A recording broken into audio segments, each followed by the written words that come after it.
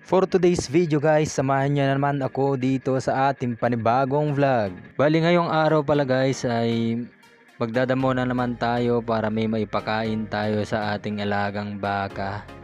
Kailangan kasi natin magdamo guys para may maipakain tayo sa ating alagang baka. Kaya samahan niyo na ako ngayon mga lods.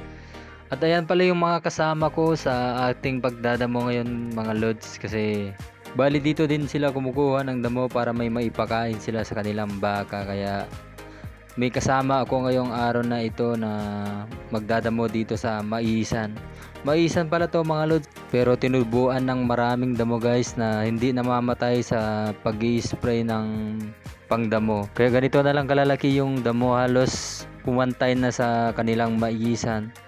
Kahit papaano ay natatanggal din yung mga damo dahil dito tayo kumukuha ng pangkain natin sa baka.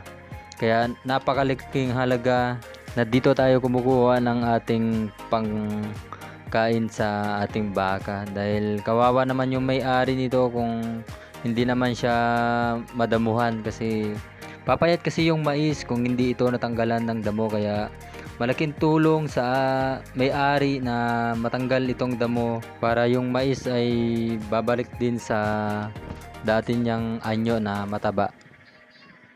Bali parang pinunla pa yung damo dito guys, kasi napakadaming damo naman na tumubo dito. At ayan na nga mga lods, ay sinashoutout natin yung kasama natin na si Pero at saka Jimboy dyan na kasama natin sa pagdadamo.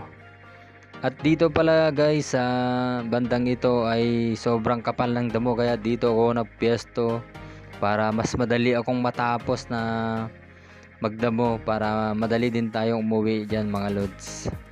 Ayan na nga mga lods, so kung napapansin nyo ay sobrang bilis natin.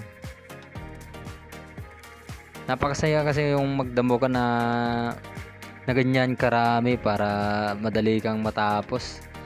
At ayan na nga, ay lumipat na naman tayo dito sa kabila mga lods, at makikita nyo na naman ay sobrang kapal na naman ng damo dito. Kaya gabas lang naman tayo dyan mga lods para sa ating baka. Kailangan talaga kasi ng sipag at syaga para sa ating alagang baka, para sa ganun ay mabigyan din tayo ng pag-asa na lumaki sila ng maganda. At ayan ng mga lods, ay pinipesto ko na pala dyan yung ating bubuhatin na damo mamaya dyan mga lods. At kinukuha ko na rin yung mga ibang nagapas natin na damo. Iniipon ko na pala dyan mga lods, at ayan na nga, ay hinahanap ko pa yung iba dyan. Napakadami na pala na ating nagapas mga lods, kaya ayan, tinali ko na rin para makauwi tayo at makabalik din, dahil dalawa yung baka na ating dadamuhan. Kaya dalawang buhatan tayo ngayon para tig-isa sila mamaya na maipakain natin. At ayan na nga, ay binuhat ko na nga, at buti na lang may taga-video sa atin. At ito na nga, ay pauwi na tayo. Buhat ko yung ating damo na papakain natin sa ating baka. At ito pa yung daanan sa atin dito papunta sa ating bahay. At malapit na pala tayo dyan mga lods sa ating baka. At yun na nga, ay nailagay ko na doon sa gilid ng daanan yung ating damo. At ito na nga, ay binigyan din natin ng damo yung ating baka dyan. Yan na mga lods, so medyo tumaba na rin yung ating baka dyan. At hanggang dyan na lang muna mga lods. Bye bye.